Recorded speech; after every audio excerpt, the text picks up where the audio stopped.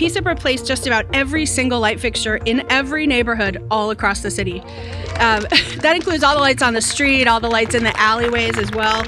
Many of these alleys were inaccessible. Our Future Track members went in there alley by alley, neighborhood by neighborhood, clearing the pathway to ensure that people would have lights in those areas. So I want to thank our Future Track members for the work that they have done and they continue to do across the city of Philadelphia. These lights help deter crime, improve traffic visibility, and make it safer for children and families walking in our neighborhoods, especially as we head into Halloween.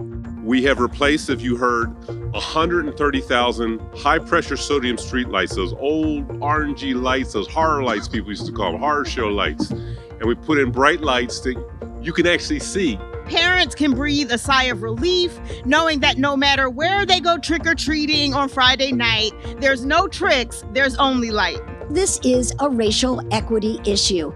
Every single neighborhood in the city of Philadelphia deserves bright, beautiful streetlights, clean communities, and all of the services and the investments that we possibly can. This project is a testament to our commitment here in the city of Philadelphia to make sure, as our mayor say, we have a cleaner, greener, and most importantly, a sustainable city.